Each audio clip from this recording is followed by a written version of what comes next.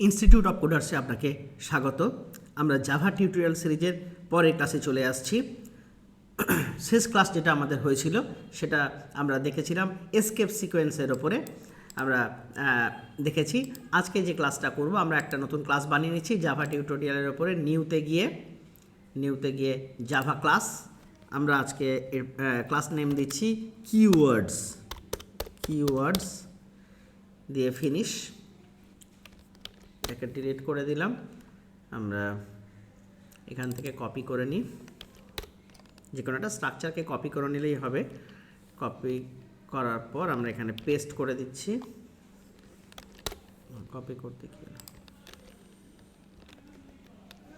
Control C, আমরা করব keywords, control V, এটা নাম দিয়ে দেবো। ক্লাস নেমটা আমরা দিয়েছি কিওয়ার্ডস করে লিখে দেব। আচ্ছা, তো কিওয়ার্ডস আমাদের একদম উপরে লিখে দিচ্ছি। আজকের আমরা তো কমেন্ট কি করে দেয় শিখে গেছি। আমরা এখানে লিখে দিচ্ছি কিওয়ার্ডস, মানে আমাদের আজকের ক্লাসের topics and identifiers, keywords and identifiers. তাহলে এই আমাদের আমরা একবার ব্রাউজারে চলে যাই, সেখানে জাভা কিওয়ার্ডস অ্যান্ড আইডেন্টিফায়ার এই দুটো ওয়ার্ডকে একটু আমরা দেখে নিই। কিওয়ার্ডস কি বলছে? জাভা কিওয়ার্ডস বলছে কিওয়ার্ডস আর প্রিডিফাইন্ড রিজার্ভড ওয়ার্ড। প্রিডিফাইন্ড মানে জাভাতে আগে থেকে ডিফাইন করা আছে, আগে থেকে সংজ্ঞায়িত করা আছে। রিজার্ভড ওয়ার্ড মানে এগুলো একদম জাভার নিজস্ব শব্দ, used in Java programming, that have special meaning to the compiler. কম্পাইলারের কাছে কিন্তু প্রত্যেকটা স্পেশাল মিনিং আছে। তাহলে জাভার নিজস্ব শব্দ কোন শব্দগুলো? যেমন যে শব্দগুলো অলরেডি আমরা জানি, আমরা প্রোগ্রামে যদি ফিরে যাই, এই যে পাবলিক ওয়ার্ডটা, হ্যাঁ, ক্লাস ওয়ার্ডটা, এই শব্দগুলো, পাবলিক স্ট্যাটিক ওয়ার্ডটা, এই শব্দগুলো, প্যাকেজ, পাবলিক, প্যাকেজ, ক্লাস, এগুলো যেগুলো ব্লু কালারে আমরা দেখতে পাচ্ছি, এই শব্দগুলো জাভার নিজস্ব শব্দ। তো আমরা যদি এখানে দেখতে পাবো, এই যে এখানে নিচে এই যে পাবলিক রিজার্ভ ওয়ার্ডের লিস্ট দেওয়া আছে। পাবলিক, আচ্ছা, প্যাকেজ বললাম, প্যাকেজ, তারপরে বললাম ক্লাস, এই যে ক্লাস, এগুলো সব জাভার নিজস্ব শব্দ। এই শব্দগুলো নিজস্ব শব্দ, এগুলোকে বলা হয় কিওয়ার্ড। অর্থাৎ এইগুলোকে আমরা আমাদের এই প্রোগ্রামে যেখানে খুশি কিন্তু ব্যবহার করতে পারবো না। আমাদের জাভা কম্পাইলার নির্দিষ্ট নিয়ম আছে, সেই নিয়ম মেনেই কিন্তু আমাদেরকে ব্যবহার করতে হবে নির্দিষ্ট জায়গায়। এরপরে চলে আসছি আইডেন্টিফায়ার। আইডেন্টিফায়ার কি বলছে? Identifier are the name given to the variables. আমরা কোনো ভেরিয়েবলের নাম দেব, কোনো ক্লাসের নাম দেব, কোনো মেথডের নাম দেব, এইগুলোকে বলেছে, সেগুলোকে বলছে আইডেন্টিফায়ার। অর্থাৎ ভেরিয়েবল, ক্লাস, মেথড, এগুলোকে আইডেন্টিফায়ার বলে। আমরা একবার প্রোগ্রামে গিয়ে জিনিসটাকে দেখে নিই। আমরা একটা ভেরিয়েবল ডিক্লেয়ার করছি অন্য প্রোগ্রামিং ল্যাঙ্গুয়েজে যেমনভাবে আমরা ডিক্লেয়ার করি। আমরা লিখলাম ইন্ট এ ইকুয়ালস টু 50। অর্থাৎ কি বলছে? এ একটা ভেরিয়েবলের নাম, এ একটা ভেরিয়েবল, আর এটা ভেরিয়েবলটার মধ্যে কি থাকে, আমরা স্টোর করেছি একটা ইন্টিজার নাম্বার। তো সেই জন্য আমাকে ইন্ট কিওয়ার্ডটা ব্যবহার করতে হয়েছে। ইন্ট হচ্ছে একটা কিওয়ার্ড। তাহলে আমরা এখানে যদি চলে যাই, আমরা কিওয়ার্ডে যাই, তাহলে আমরা দেখতে পাবো এখানে ইন্ট আছে।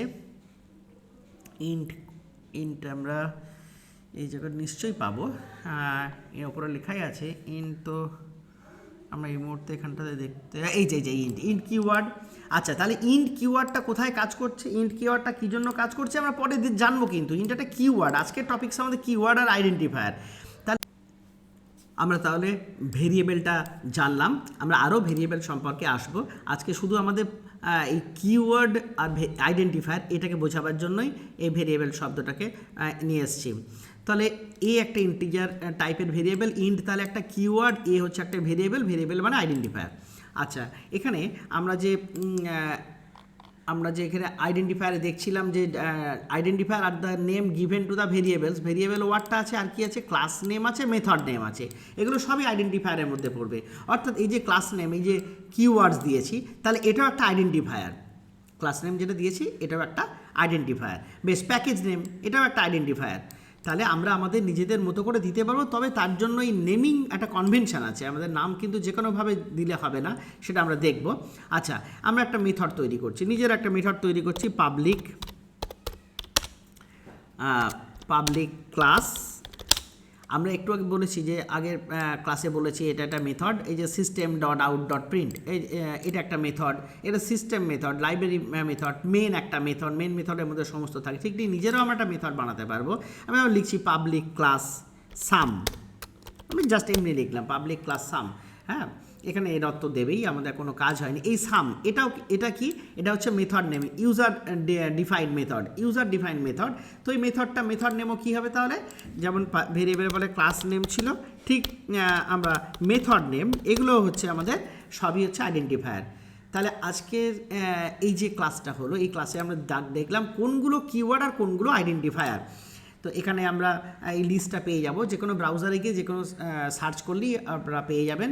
এখানে কিওয়ার্ডের লিস্ট রইল, আর আইডেন্টিফায়ার এখানে যে rules for naming and identifier, যে বলছিলাম আইডেন্টিফায়ারের নেমিং কনভেনশন কি বলছে, identifier can not be a keyword, identifier কখনো কিন্তু কিওয়ার্ড হবে না। অর্থাৎ আমরা এখানে লিখতে পারি ইন্ট দিয়ে আমরা এখানে লিখতে পারবো না কিন্তু যে ক্লাস, ইন্ট দিয়ে ইন্ট লিখতে পারবো না, বোঝা যাচ্ছে নিশ্চয়। আমি পাবলিক ক্লাস এখানে লিখতে পারবো না ইন্ট, আমাদের মেথডের নাম ইন্ট দিতে পারবো না।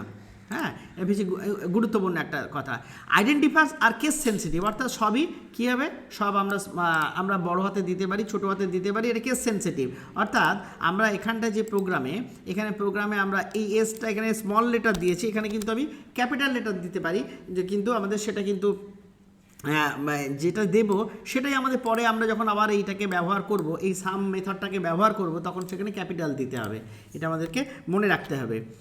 এরপরে আর কেউ বলছে it can have a sequence of letters and digits, letter ডিজিটের সিকোয়েন্সেই হবে। However it must begin with a letter, অবশ্যই শুরু হতে হবে একটা লেটার দিয়ে, বা ডলার সাইন দিয়ে, বা আন্ডারস্কোর সাইন দিয়ে, এই তিনটে দিয়ে। সি প্রোগ্রামিংয়ের মতো একই, এগুলো মিল আছে সি প্রোগ্রামিংয়ের সঙ্গে।